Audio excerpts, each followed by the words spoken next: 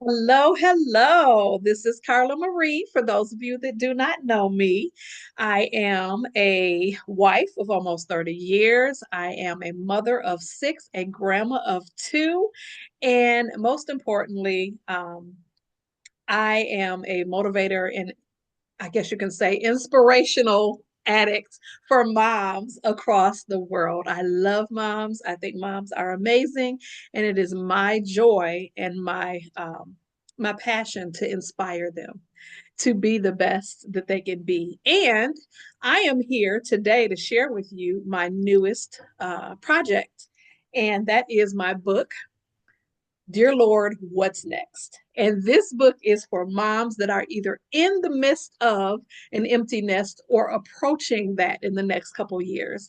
And so I am doing a series with five amazing moms that are reinventing themselves during this season of life. And we're going to be talking about all things, basically, second act, all things empty nest when it comes to moms and how they approach this season of their life. And so stay tuned because all five interviews are going to be amazing and an inspiration to you. Now, I want to start by reading a particular passage from the first chapter of the book. I have to shake my head profusely to remember the now. Tap into what is happening right now with each one of them. Consciously being present for all the beauty of today and who they are right now. Taking mental snapshots that I never want to forget.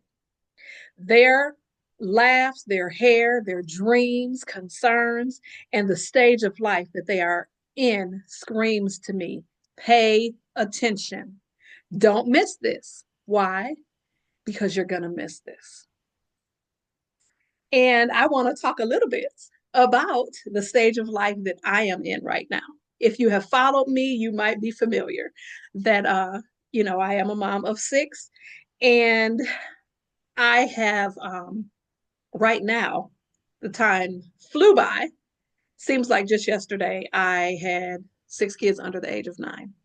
Now, my kids have many of them grown and flown or are in the process of doing such. I have two kids that are out of the house, that are adults, and then I have four children still at home, or four kids still at home, not children, two of which are adults. One is about to be an adult, and then I have a 16-year-old. And so there is a big difference in the season of life than way back then. And that's what we're going to be talking about with all of the moms that I interview. And so I'm very excited to introduce to you somebody very special that I've known for well over a decade now. Um, and, and that's Jodi Tucker. And Jodi is a believer. She is a wife and a mom of 8, and a pastor, an author, a speaker, a conference host, founder of Second Mothers, and the former international director of Orphan Sunday for Christian Alliance for Orphans, and 5 million other hats that she wears as she impacts and inspires people across the globe. So, Jodi, thank you so much for joining me in this conversation. I can't wait to hear the wisdom that you're going to share with the moms today. Carla, I have to say to begin, we met in 2011 Yes. when I was on your radio show, and Mm-hmm. I was so fangirling you because I thought you were this big, fancy, like Oprah-like um, talk show host from the Michigan area. And I remember when I was on your show, I was like so excited and it was such a big deal. And then I just learned in this book, which you had never told me, that you were recording that book in your that show in your closet. Yes. With I laughed so hard and I thought the things we women do. yeah, And you had all your kids at home. I had I 3 at the imagined time. you in a big fancy studio with someone bringing you a latte. I had 3 children at home at the time. I think they were like maybe 8, 7, and 5.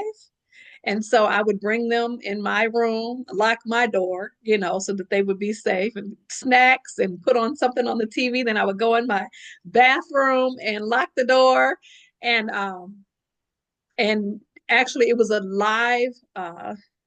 live recording or live radio show produced out of Texas. And I had the way I had gotten connected with them was because I was on someone else's radio show.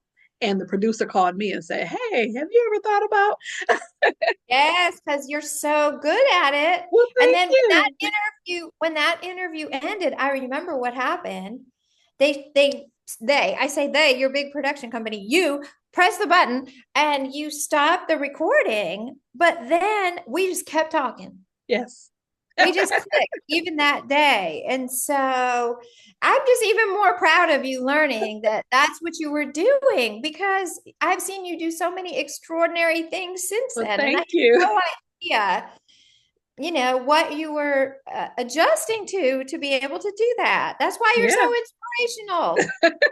Well, thank you. So, speaking of inspirational, can you tell us more about yourself and your family? Well, I live in North Carolina and I'm a certified chaplain. And we have a large family. My husband and I married in midlife.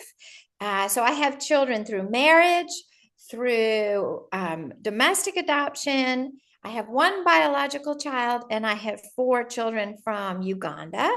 And as you mentioned, I was very blessed to work for over a decade for the Christian Alliance for Orphans. I got to go all around the world. And that's how I couldn't go one time and I sent you and that was the best decision I ever made because then they've never asked me back. They just want Carla to keep coming back to that country. And I went to seminary a few years ago, and then I started doing my ministry, Second Mothers, which is for women who are the second mother of a child. So, women who are doing foster care, women who've adopted, kinship moms, stepmoms, but anyone who's raising a child that was born to Mhm. another woman, even women Yes. working in orphanages or other environments in other places around the world. So, that has kept me very, very busy. And I'm very fortunate because you now serve on our board of directors and give us such Yay. a great strategy and vision and just so much that you bring to the table. So Thank thank you for your you. service. Thank Yes. you. Can you tell us more?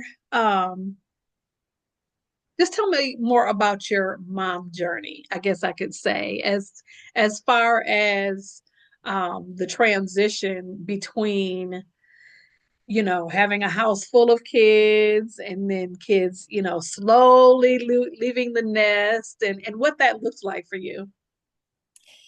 It was hard on me. It was really hard on me. I didn't like it. Uh, my husband thought it was so great when we would launch a kid, and I would act like I was happy, but emotionally, I just wanted to keep all my baby chicks right there in the Yes. nest. But that's not our job, right? That's not what Right. we're called to do. When four of my kids were in college, I felt the call to go to seminary. So we were actually all in school together, and we Wow. would sit with our feet up and study together and cram for tests and complain about our professors. And uh, so I kind of reinvented myself at that point. I'd always been passionate about ministry and I had worked for a ministry, but I really wanted to know more. And I was just extremely fortunate that I had the support and the opportunity to do that. I did do a lot of work in my closet when the kids were younger, though, Carla. I got to throw. And I totally get that. Where's mom? I could hear them. Mom, mom, I hope you don't find me. Yes. So now our youngest child is 21 years old. Everyone is out of the home. They're all adults and they're thriving and pursuing their careers and pursuing their passions. And so I love this book that we're going to be Awesome. talking about because you touch on it's like you're in my head or you're in my house seeing every challenge I'm facing because I've defined myself as a mother for so long. My Yes. I've been a mother for 32 years, and my husband, who's just little bit older than me, but got started very young as a parent. He got married Wow. when he was the first time when he was a sophomore in college. So he's been a parent for 45 years or something like that. And so when you have defined yourself in one way and then you have to redefine yourself in another way, it does raise a lot of questions. And I just found this book to be incredibly helpful. And I loved all the insights you shared. And I'm excited to dive more into it. Awesome. Well, I'm so excited that you enjoyed it. Now, one question that I like to ask all of the ladies, and sometimes the answer is similar, sometimes it is wildly different. And we all have different experiences, but how has your relationship changed with your children as you became, I guess, based on one of my chapters, less of a parent and more of an advisor? Ooh, this is something that we all have to do. Um, we had a small group at our church that was based on a book. I won't get this right, but the title of it is something like Keep the Door Open and Your Mouth Shut or something like that. That's on my coffee table right now. Oh, I'm good at keeping the door open. I'm not great at keeping my mouth shut. Me So either. I really, yeah. Oh, girl. So, your role really does change. And it took me a while to navigate that and to figure out that um, at this stage in life, what I really needed to do was really be more of a cheerleader for my Mhm. young adult children, encouraging them and not really directing them or saying and trying to strike the word should from my vocabulary. You should do this, you shouldn't do that. But really just listening. And a friend of mine gave me a little tip that has really helped me because I tend to ask a lot of questions, and my kids are like, "Mom, I come over to see you, and you're like, how's your job? How's your life? Right. How's the dog? How's your house? How's your dishwasher?" I'm just peppering them with questions, and nobody wants an interrogation. But I miss them. I want to know everything that they're doing. So, but a friend of mine gave me a tip, which is instead of all of that, uh, to say, what's God doing in your life? Wow. Which is it's good, right? Yeah. Because you're an adult, God's always doing something in all of our lives. And so when I ask my kids that, they're like, oh, well, and then it turns into a different conversation instead of, Yes. me just interrogating them. Um, but I've really had to learn that. My husband is much, much better at it than I Yeah. am. And It's I'm still it's learning it. If any of my kids are seeing this, I'm sorry. I'm still working on it. I'm trying. yeah, it's their first time being an adult and it's our first time being parents of adults. So we need a little bit of Right. grace, right? That's right. It's so interesting. I am also the really good at keeping the door open and not good at keeping my mouth shut. And my Mhm. husband is also very good at teaching me and Mhm. leading by example in that area. Um, that has been a hard transition for me. I've I've uh Yeah. I've fought my way through it with the help of God and my amazing husband because like you said, I want all of my chicks under my wings. And the more and more like I have a 16-year-old. Everybody else by the end of this year, everybody will be an adult. Legally, of course. We're not booting them out of the nest, the minute they turn 18. Yes. But Yes. it's kind of, it's a little daunting. And like you said, you define yourself for so long by motherhood. And what's interesting is that both of the things that I do professionally when it comes to, speaking and writing and mentoring and consulting is all surrounding motherhood. And Mhm. it's so interesting because, my nonprofit work that I do here in the States and in other countries it's surrounding motherhood. And the work that I do with homeschool families, it's surrounding usually motherhoods. I work with some, dads come into the fold, but it's usually the mom that I'm working with. And so it's just very interesting. All of my books are focused on motherhood. And so I know that that's my calling. But man, I tell you, the actual motherhood outside of what I do professionally is it has been hard to transition from being the Yes. parent to being a older advisor or friend. But I love Right. that friend element that is coming out of Yes. the Yes. relationship that I have with my older kids, where I feel less um responsible for the outcomes and I just want to be there and love them. I like that element Yes. of it, but Yes. that doesn't mean that I don't want to influence the outcomes and I need to learn how to back off and Yes. let them Yes. let them learn and grow. Yes.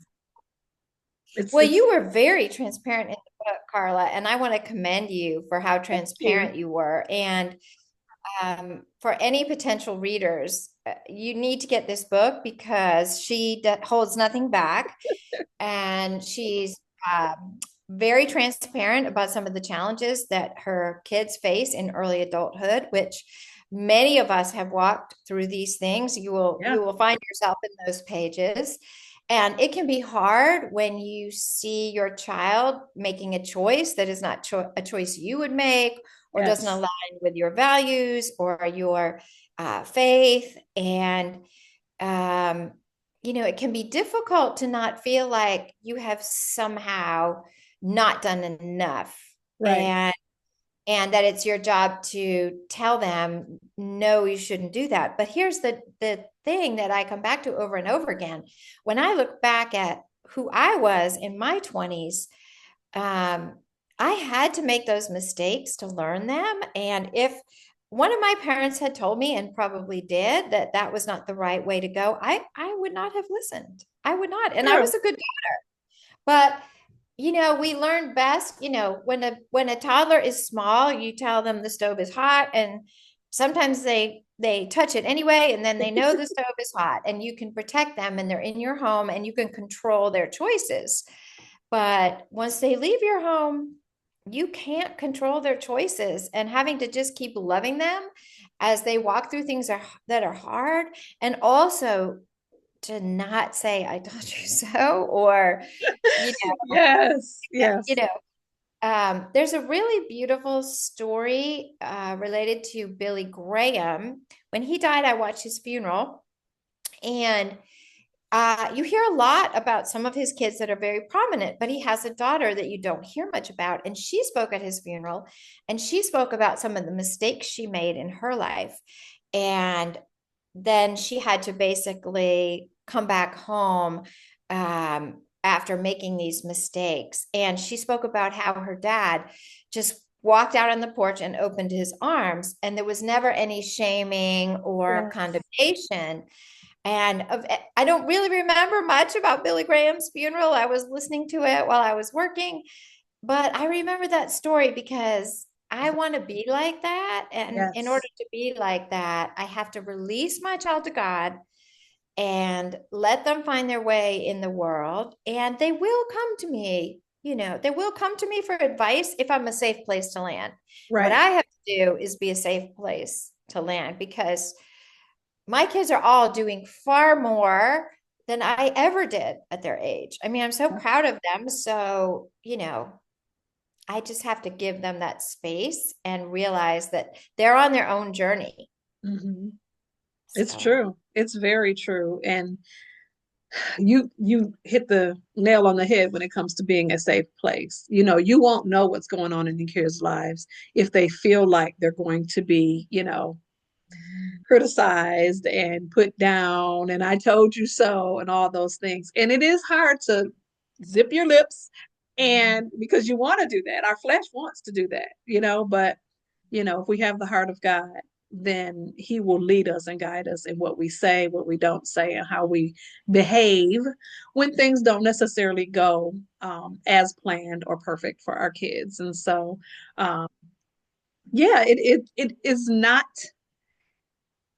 easy. Not And, easy. and as you know, having juggling lots of children, we're both moms of many. Um, Oh, bless.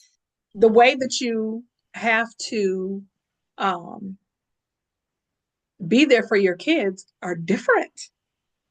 It's different. I have some kids that are very private, and they come to you when they need you, but it's Hmm. like back off in the meantime. Then I have other kids that, like, anything that's going on, they're so talkative, it's going to come out, and you're going to have that opportunity, to lend advice when asked.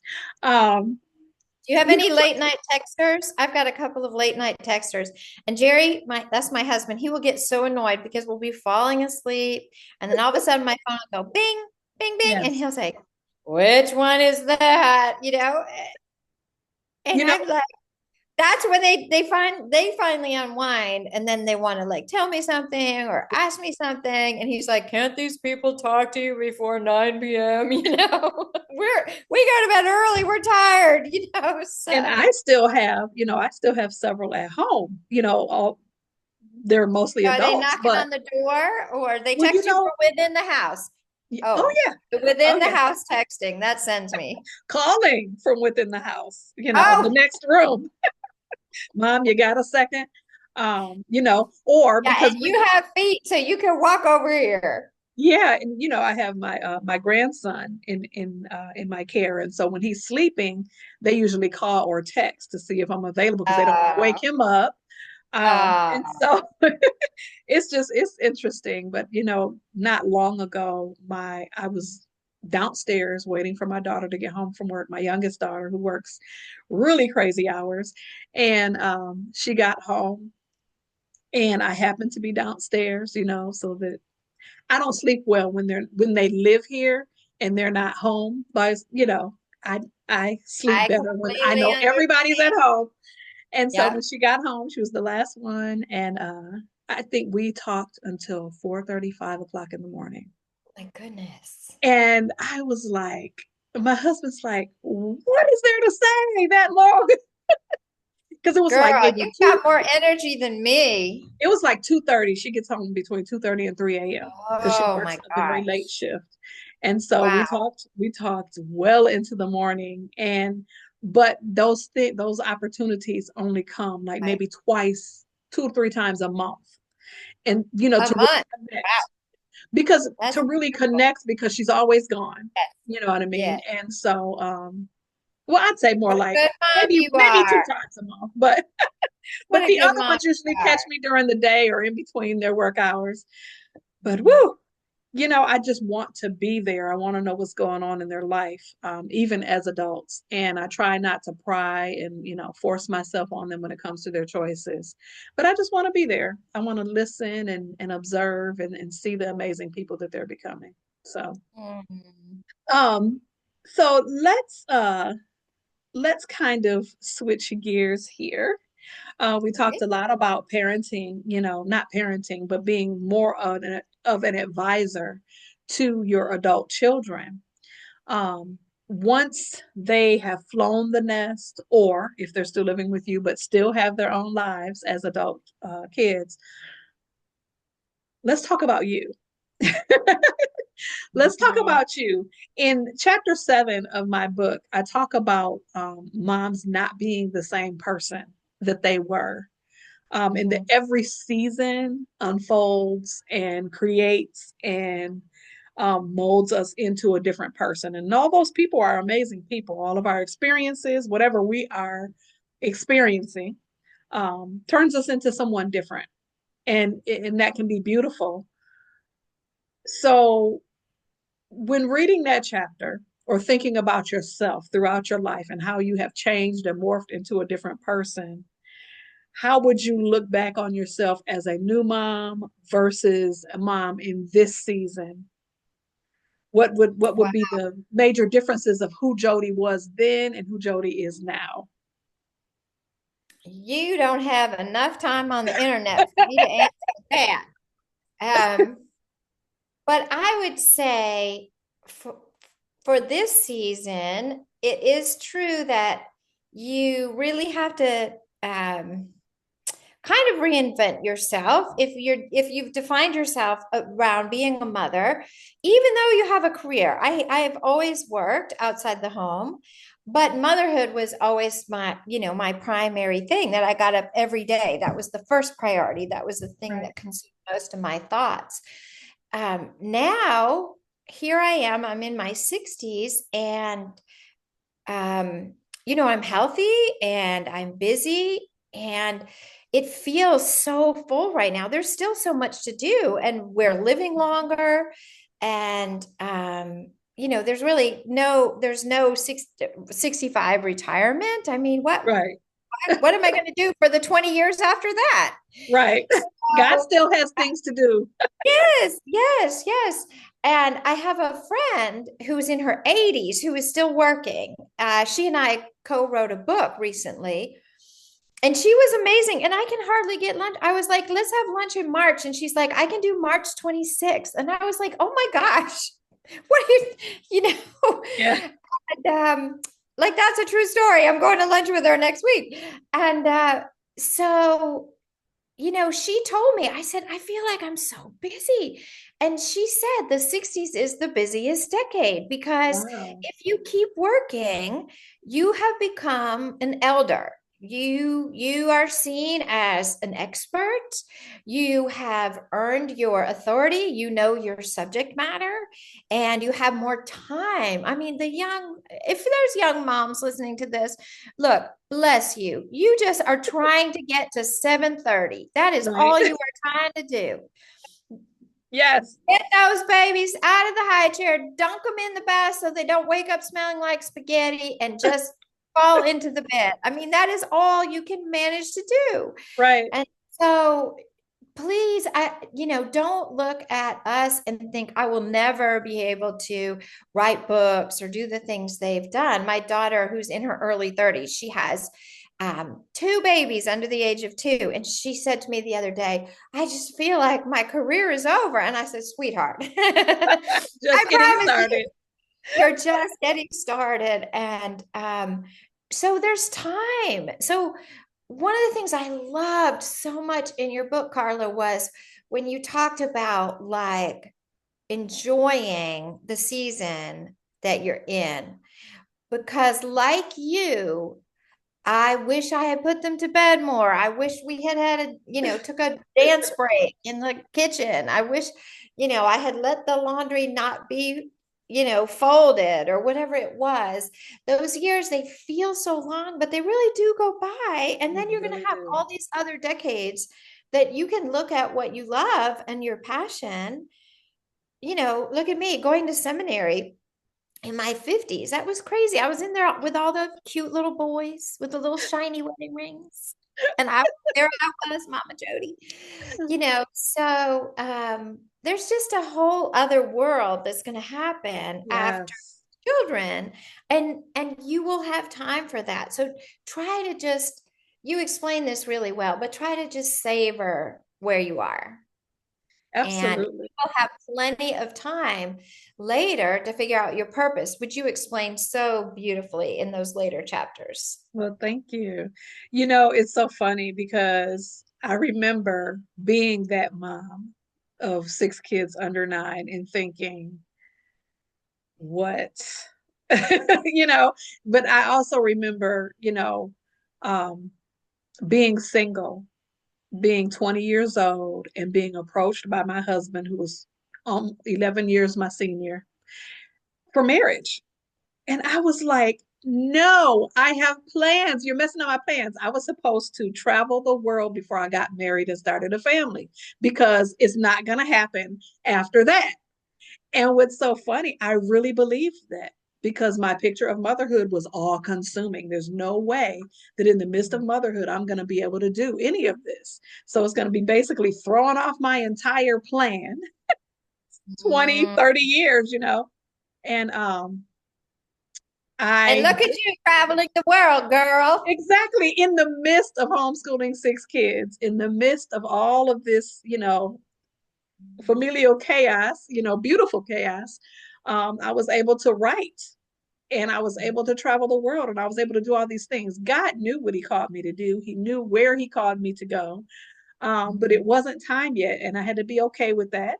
I had to Right, prepare, but be right. patient, and I never thought that, I thought I had missed my window for that passion. And I was so passionate about it that I was hurt. I was like, yes, I want to get married. Yes, I want to get married to you, but I got other things I'm trying to do. And God was faithful and brought all of that to pass in, Yeah. in a season that I thought I had missed. And Well, so, and you have some great tools in the book about how to prepare and how yes, to self-reflect. And I thought those were really excellent. well, that's Really excellent. cool. Thank you. Yeah. Yeah. Um, so let me ask you this. How did you and your husband envision this season a decade ago versus how things are unfolding now? Well, it is definitely true that when the kids are home, they sort of suck all the oxygen out of the kitchen. And, you know, marriage is foundational to the family. And we need, as you said, so well, we need to make the marriage the priority. Yes. But when you're walking through that season, when you have so many kids, you're just, and or even if you have one child or two children, I mean, it seems like one takes all you've got, right? Yeah. Um, so when you're trying to do all that and get them through school and activities and all the things that we do to nurture our children, it does stay really, really busy. But what's lovely about these years is we're still young and we are having a great time. We're having a great time. Um, I'm in a Bible study right now, and when we're doing the little introductions, they said, say your name and da da da, and they said, say one thing you're into right now, and I said, well, this is going to sound funny, but I'm into my husband. Like we're having a really great time Yay! because Yes. we were so consumed with parenting, and now we're we're traveling and we're doing ministry together, which we weren't able to do before because one of us would always have to stay back and one of us would Right. go. So we are, it's really sweet. And we're reading a book together right now. I mean, I don't read one other book together in our whole marriage, I think. Yeah. So and I read lots of books. I Yes. read books, I write books, I love books. But for us to be able to read a book together, that just seems unimaginable when you have kids at home and you're just trying to, just trying Survive. to, yeah, yeah, yeah. You know That's how it is. awesome. What Yeah. so with the plans that you guys have made for this next season, the next 20, 25 years or longer, what have there been some hiccups in the road? Have there been things that have gotten in the way of what you really wanted to do? Or, and how did you navigate those things Yeah. without There's sitting in disappointment? Yeah, there's always the unexpected, right? And life doesn't always go as we hoped,. As you shared, Um, so I think one of the things that got in the way, honestly, was sort of my rigidity. Um, I I have a hard time with change. I get things the way I like them, and then I want to keep them that way. But that's really not the way of life. We always have to be changing and adapting. And so I've just really tried to open my mind and my heart to new things that I never thought I would Yes. even try or do. A couple weeks ago, my daughter bought me a bicycle in a thrift store. It's an old lady bike, I call it. This kind where you sit all the way up because I don't like to be down like this, right? I'm not athletic like that. I sit up high and it's got a big basket on the front that Gonna I can. ask if you had a basket. Yes, it's got the basket and it's turquoise, which is a color that I love. And I couldn't tell you the last time I rode a bike. And what a treat she got that for me. And I've just been having a ball riding That's that bike. awesome. So if you just kind of keep an open mind that you are going to be able to do new things and learn new things, and it's good for you to learn new things no matter what age you are. It keeps your brain sharp, and what we're doing by doing that is we're showing our children also that the marriage really mattered, that it always mattered, and that it's the foundation of our family, and that obviously God is the rock on which we stand, but after that the marriage is really what everything else is built on. And so when you get back to having the time to do new things together, um you're also modeling that your children are going to get to be our age, God willing, and you want to see them continue to live out their purpose. So Yes. it's like you are still parenting them, Yeah. uh, but you're It's parenting indirect. modeling. Yes. Yes. Yes. That's awesome. That is an awesome way to think about it. Parenting never actually ends. It just transforms into something different. Yes. Um, Yes. and it's more it's not micro. It's more Yes. macro, I guess you could say. Yes. Yes. Um, so Exactly. that's awesome. Those are some very good wisdom sharing. So you mentioned seminary. So what made you, and I talk a lot about this in the book, of do something now. Moms that are maybe approaching the season aren't there yet, or maybe they're in the middle of it and they're like, I don't know what to do. And you talked about trying new things, and doing this in your Mhm. 50s that you mentioned. What made you say, hey, I think I'm going to go to seminary? Tell us that story. Oh goodness. Well, it wasn't like that at all. Honestly, I heard it from the Lord in prayer, and I thought it was the funniest thing I'd ever heard. I just thought it was the most ridiculous thing in the world. And and I called up my undergraduate college and I said, I'm going to need my transcript because I'm applying to a graduate school. And when I told them what year I graduated, the girls went, "Oh, I don't know. I'm going to have to go in the basement for those records."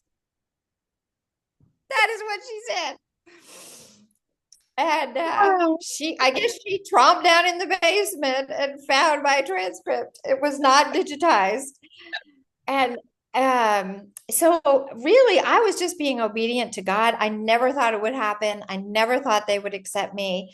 And even to this day, looking back, because I was working, I kept my full-time job and I would take one or two classes at a time, usually one, and because I just had too much else going on. And even now, when I look back, I think, how in the world did I Yeah. do that? But it's like you with the radio show in the bathroom. Yes. We look back and say, you know what? Somehow I did it. And I think it helps to just, I didn't set out with a goal like, I'm going to go to seminary and I'm going to be graduated by this time and I'm going to have this GPA. I think when we're a little bit older and wiser, we can be gentler with ourselves Yeah. and say, I'm going to pursue this because it feeds my soul. And I believe that this is something I'm called to, and I believe it will enhance the purpose that I see for my life. And just be a little gentler with yourself. Yeah. When you're young, you're like, I'm going to go to college, and in 4 years, I'm going to graduate, and then I'm going to travel the world, and then I'm going to Yeah. get married by the time I'm 30. Like you make all these schedules in your head, right? Yep. I heard you say it. Um, but that isn't really how life works. And I think when you endeavor to do something when you're older, you can relax and enjoy it a little bit more and just I agree pursue with it. that. It's passion. Yes. Yes. Yeah. How many books have you written?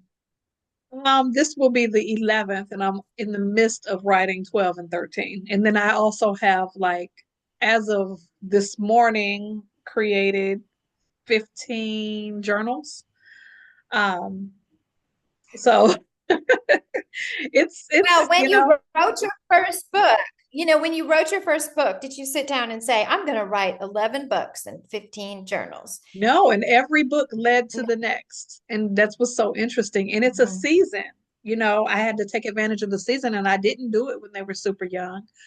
Most of them were preteens and teens by that time. And I learned how to do it in the midst. We had a computer lab, in our Right. home, in that particular home, because we were in the midst of homeschooling, all six of them. And literally, I'd get them on the computer and I would sit down on the computer with headphones and classical music on. And in the midst of them, I would write. I'd get up early in the morning. I'd stay up late. Wow. When my husband would come home, I'd go to the Yep. bookstore. I found pockets of time in my life instead of saying, I don't have this big, massive amount of time to dedicate to this. I Right. had to make the time in Right. between my life because they were still the most important. And that was Yes. 2018. So it wasn't that long ago. Wow. And so it's Wow. just a season. And I don't know when this season will be over, if it will ever be over Mhm. before Jesus comes. So I think that I've unlocked something that was always there. Mhm. Um, and God just he began it.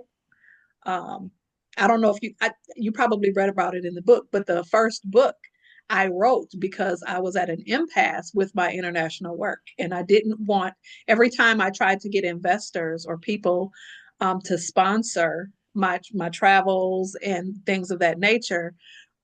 There was a desire of those people to try to control the content and how I did what I did and where I went. And my husband and I had the discussion. We want to be in control of that because we believe we're listening to God, of where to go, what to do, what to try, and how to do it. And so we said, well, we need to self finance, and we've self financed to over 10 countries now. Amazing. And that's because we Wow. wanted to be able to allow the Holy Spirit to lead us in how we did it and where we went without the control of investors. And so that first book Yeah. was why God said, what do you know a lot about? Like, I've been homeschooling all these years. A lot of people like to follow my content. So, hey, let me write about that. And that financed probably the next two trips. And then I just kept writing, and every book led to Yep. another. So it's Right. been And every pretty woman interesting. listening to this, yes. And every woman listening to this has a passion. And, Yes. maybe you want to, I don't know, make pottery, whatever it is. You can find a few minutes a day. You just do the thing that's before you. Right. It's like when Jesus said over and over again to the disciples, what do you have? What do you Yeah. have? What's in your And just hands? use what you have. And Right. yes, yes. Yeah. Because I was Yep. writing those books on outdated computers without the latest technology. I mean, I like you said, I used what I had. I used what was in my hands, and here we Right. are, 7 years later Yeah. and 11 books later. Um, Awesome. so now I want to talk about something that just blows my mind, and I know it's going to blow everybody else's mind. How on earth did Jodi Tucker become a pastor on mistake? Oh. Please share how buying a cabin led you Oh, you into a want me to tell pastorship. that story? Yes. Okay. Well, I don't use the term pastor. I use the Okay. term chaplain, but Okay. my husband and I did accidentally plant a church. We'll call it a fellowship. It's Okay. a church without a building. Okay. Um, we a couple of years ago, Carla, as you know, because we're friends, a lot had happened in our family, and I was completely exhausted. And this kind of exhaustion is not Yes. the kind of tired like you can get a good night's sleep and you wake up and you don't feel tired anymore. It's like where you just want to lay down for a month. Right. Um, my husband knows that I love the coastline, and he's in real estate, and he saw this house that had not been updated since 1953, that had been hit by a hurricane and was sitting unoccupied. And Um, it's little, but he thought, I think we could actually afford to buy this and fix it up. And I never even saw it before we bought it, but we did. And when I got down to that house, I was just beyond exhausted. And I just wanted to be anonymous and live anonymously in that little coastal village. And we were asked to do an outdoor beach service right there in the little historic town. And for 2 months, I was disobedient, Lord. And I said, no, no, no, no, no. My husband's a worship leader and he plays keyboard and he's always been in church music all his life. So he said, we could do something. I could do the music and you can prepare a message. And I said, honey, I just came down here to rest. But this is how, God doesn't always let us rest for long. So finally, I said yes. And I said, I will do this service one time because no one is going to show up. But much to my surprise, maybe 8 or 10 people showed up. And they said, will you come back next week? Because this was really great. And we don't go to a church in town. We're unchurched. And more people kept coming and more people kept coming. And so on Easter, we'll be going down to the coastal town and kicking off our third summer in a row.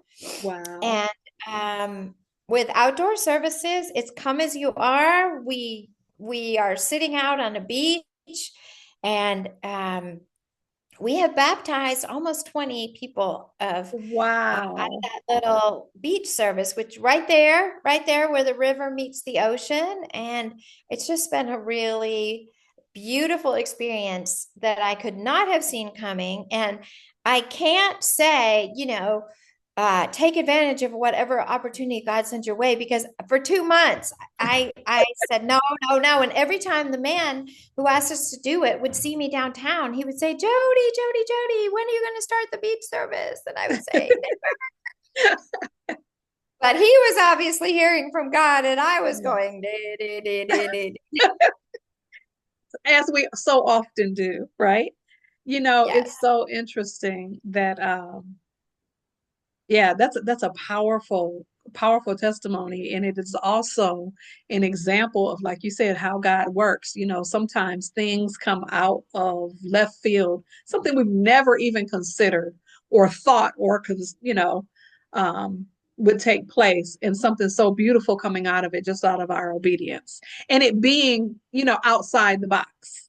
You didn't say to yourself, okay, so now we need to look for a no, building and we want to get 1,000 members. So you just said, I'm going to do what God no, told me to do here, and He will do what He wants to do with it, whatever that is. And yes, so I think that's beautiful. And I really wanted to talk about that because it's so out of the ordinary. And for all of the moms watching, you got to be prepared for God to do the unordinary,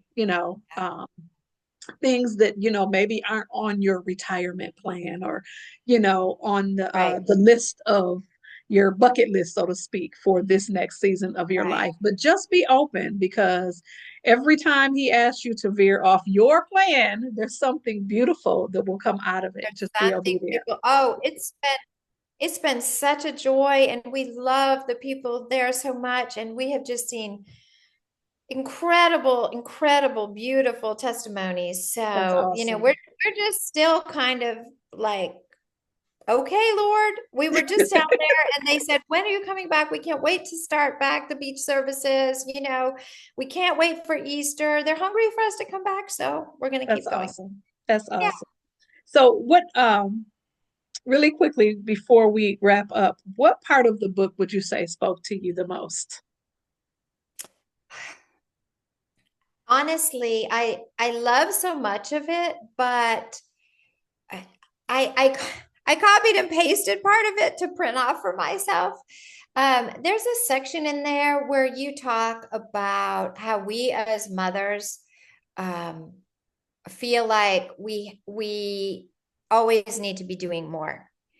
And I just think that's so universal. I don't know what it is about our character, our nurturing nature that makes us feel that, but it really spoke to my heart because even when we're doing all the things that we do for our children, then our heads lay on the pillow at night and we start playing back the day and thinking, oh, I should have done this, or oh, there's a load of laundry in the dryer, or oh, I could have done that science project. I could have added the jelly beans, I mean, the things that we worry about, that we feel that we're somehow insufficient. And I just don't think that's of the Lord. And so I think part of the reason you and I are friends is we both love to encourage younger women, especially that you are doing an awesome, awesome job, and everything you're doing counts and it matters, and you are enough, Yes, and it is enough, and your absolutely. kids are going to be great. Your kids are, and if they make mistakes, that they're just figuring it out. And Right. the other part that I just really loved was the prayer at the end. And I'm also going to print that for myself and pray that over myself, because I'm still on the journey Yeah, of, realizing what this new season is and trying to not live with regret, but just excitement for the future. And of course, grandparenting is the great reward, as we isn't both it know, exciting? because we have Yes, the cutest grandkids. We have the yes, we cutest. do. So, there's just so many riches in this season of life. And it would be easy to look back and say, I wish I had done this, or I wish I had done that. But those aren't the accomplishments, aren't really the things we look back on. It's just the time. It's the Right. time with your kids. So, when you get to heaven, nobody's going to ask you if the house was dusted. They're just not going to ask you that. So we just spend a lot of time worrying over things that are not the things that we as women really need to be pressing into. Yeah, it's true. Yeah, absolutely. So, what would you say is your advice to moms that are in the midst of this season, approaching this season, afraid of this season? What is your number one advice to the moms that are watching? I would say you have more time for your prayer life now, and you want to take advantage of that. You aren't, getting up at the crack of dawn with babies who think the first bird chirping is the time to wake up. You're not trying to get maybe kids out the door to school, or whatever it is. You have a little more time to start your day with prayer and with reading and with scripture, and you have got to exercise that muscle. And so, it's such a luxury to get up in the morning and be able to do that. And I had those habits. I always had that habit, but I maybe had 10 minutes to quickly try to read a devotional or something. Oh, And wow. now I really press in, and sometimes my husband will come to the door where I sit in my little prayer chair here, and he'll be like, "Are you okay?" And I'll be like, "Go away, I'm still at it," because I have the time. I have the time. Yes. And you will need that prayer, because once children are out under your wings, you need to let them fly and give them to God. And that's the best thing you can do as a mom. And just really ask him, how would you have me serve you now? How would you have me serve you now? And you're going That's to need that amazing. prayer time. Yeah. Yeah, definitely. And just because they're out of the house doesn't mean they're off of your heart and your mind. So you'll be spending a lot of time praying for your adult kids. Yes. Yes. Absolutely. And so, one last thing I want to talk about before we wrap it up here, and that is legacy. That is the last chapter in the book. And what do you desire for your legacy to be? When I got to that chapter, Carla, I was like, dang, I need to be doing more about my legacy. You already created an amazing legacy. It's true, but I was thinking, oh, I need to work on this one. Um, I think what we hope for our legacy, for our large family, is that our children and grandchildren saw us as people of faith who tried to live our lives as Christ instructed, whether that's in small ways or big ways, whether it's with generosity. You know, a lot of people think of legacy as like, I'm leaving my kids $1 million. And, you know, we don't really think in those ways. I want the legacy that I leave for my children and grandchildren to be a life that was building the kingdom here on earth. Yes. Yes. That's So amazing. yeah, so we're just really, you know, we're focused on that. You're not going to take those riches with you, and that's, you know, that's not really what you're going to be thinking about at the end of your life. That's So, true. That's very true. And with that, I want to read the last part of that particular chapter. Um, just a short snippet. But your work, whatever it is, will live on in the lives of other people long after you are gone. Using this new season to make an impact and formulate a body of work, create a legacy that will be time well spent. And yes. so, one other thing is that, at the end of every chapter in the book is a reflective Right, page or pages right. that kind of Yes. help you process those particular thoughts talked about in the chapter. And so I kind of do this in all of my books because I don't want it to just be, I don't mind it being a quick read, but I want you to really get something out of it, chew on those things and really feel like you're progressing through the process as you're reading. And so that's available. But again, this book, Yes, hold it up um, again because you went a little too fast last Dear time and it Lord, was yeah, it's called Dear Lord, What's yes. Next? Embracing the next phase of life as your kids launch into adulthood. And it will be available on Amazon April 26th. And all of these interviews will be aired leading up to that launch date of April 26th. So I'm really excited. Just in time for Mother's Day, you can get it for yourself, your daughters, your own mother.